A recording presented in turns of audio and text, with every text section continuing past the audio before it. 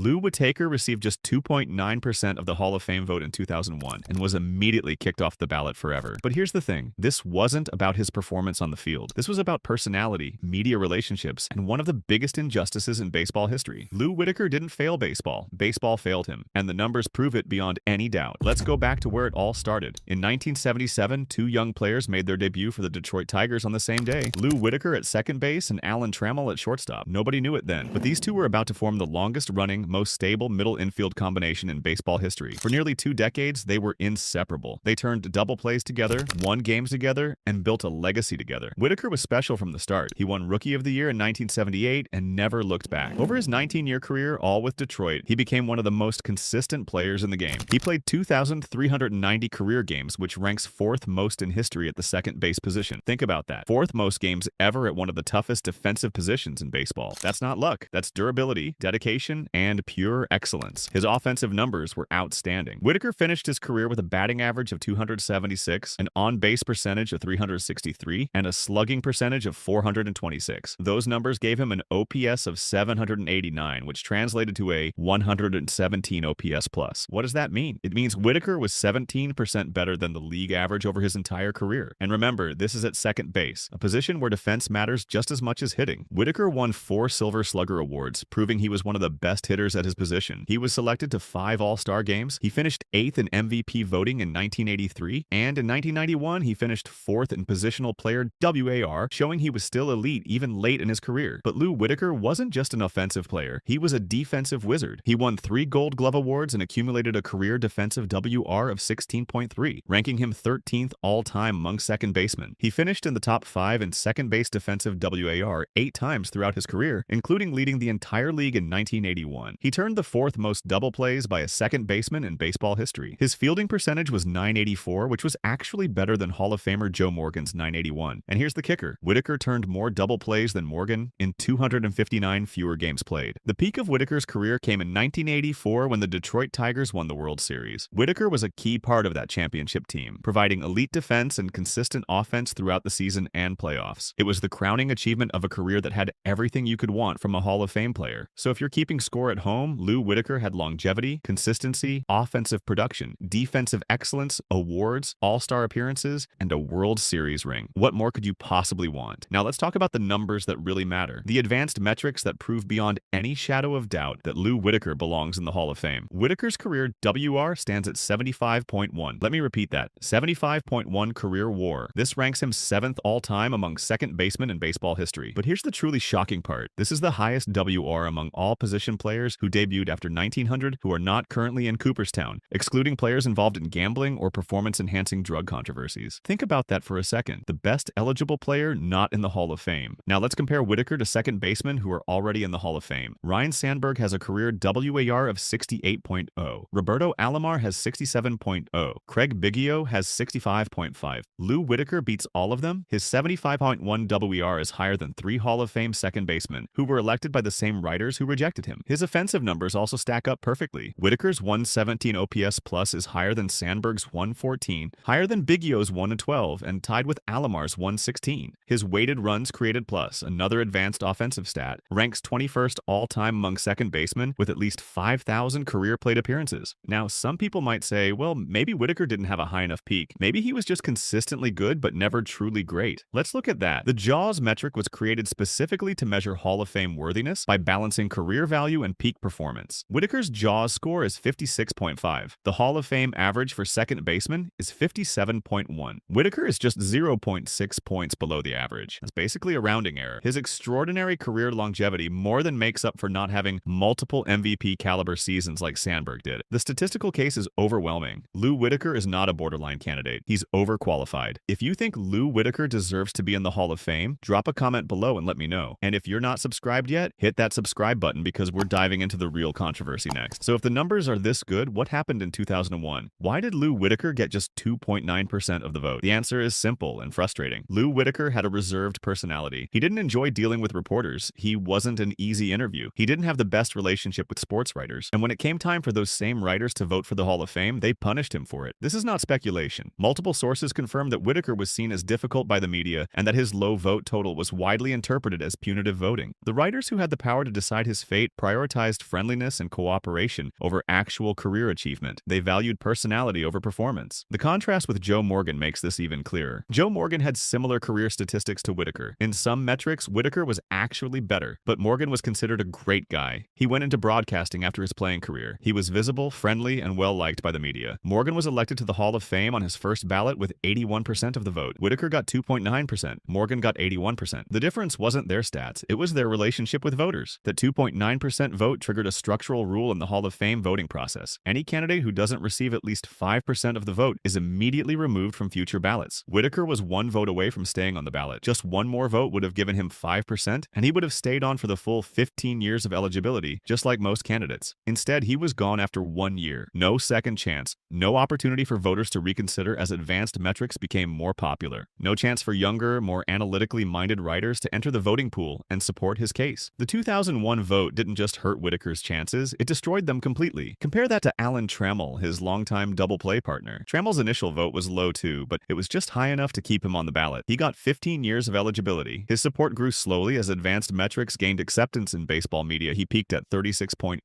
in 2012. When he fell off the BBWA ballot in 2016, he became eligible for the Modern Era Committee. In 2017, that committee elected him with 13 of 16 votes. Alan Trammell is now in the Hall of Fame, and he absolutely deserves it. But here's the problem. Whitaker was statistically better. Whitaker's career WAR was 75.1. Trammell's was 70.4. Whitaker's OPS plus was 117. Trammell's was 110. Offensively, Whitaker holds a clear advantage. While Trammell had one incredible season in 1987 that got him second place in MVP voting, Whitaker was more consistent throughout their careers. Whitaker won 4 Silver Slugger awards to Trammell's 3. They were teammates for their entire careers. They debuted on the same day in 1977. They formed the longest-running double-play combination in baseball history. They were inseparable on the field. Their careers were linked. Their statistics were similar. One got into the Hall of Fame, the other didn't. This is what's called the Alan Trammell paradox. The Hall of Fame cannot logically argue that the statistically lesser member of an inseparable, historically significant double-play combination deserves induction while the superior member does not. It creates a severe contradiction in the historical record. The Era Committee inducted Trammell, which affirmed that the 1970s and 1980s Detroit Tigers middle infield was Hall of Fame caliber, but they only inducted half of it. It's like saying the 1927 Yankees outfield was great, but only putting Babe Ruth in and leaving out Lou Gehrig. It doesn't make sense. Lou Whitaker is now eligible for the Contemporary Baseball Era Committee, which reviews candidates from 1988 to the present, or those who exhausted their BBWAA eligibility. The next vote for this committee is scheduled for December 2025, with results announced for the class of 2026. This is not just another Hall of Fame vote. This is an opportunity to correct a historical injustice. The 2001 vote was driven by personality bias, not performance evaluation. The 5% threshold eliminated Whitaker before the analytical revolution could vindicate his career. The system failed him. The Era Committee exists precisely for situations like this. It's designed to review and elect candidates who were overlooked or unfairly removed by the initial voting process. Whitaker is the perfect example of why these committees are necessary. His 75.1 WAR is higher than multiple enshrined second basemen. His 117 OPS plus proves elite offensive production. His 16.3 defensive WAR and 3 Gold Gloves prove defensive excellence. His JAWS score of 56.5 is right at the Hall of Fame standard. His 19-year career with 390 games played shows remarkable durability. He has a World Series ring, Silver Sluggers, All-Star appearances, and every possible credential. Lou Whitaker's exclusion from the Hall of Fame is not a statistical debate. It's a structural failure that needs to be corrected. The Hall of Fame has already acknowledged this era of Tigers baseball as Hall of Fame worthy by inducting Alan Trammell. Now they need to complete the set. Lou Whitaker didn't hit rock bottom. Baseball did when it failed to recognize one of the greatest second basemen in history. His legacy isn't defined by that 2.9% vote. It's defined by 19 years of excellence, 75.1 WAR, and a career that stands among the best ever at his position. The December 2025 vote is coming. The Era Committee has a chance to make this right, to ensure that objective career achievement, not media relationships, defines entry into the Hall of Fame. To correct one of the most statistically indefensible exclusions in baseball history, Lou Whitaker belongs in Cooperstown. The numbers don't lie, and it's time for baseball to admit it got this one wrong. If you enjoyed this video, hit that like button, drop a comment with your thoughts on Lou Whitaker's Hall of Fame case, and subscribe for more baseball content. Thanks for watching.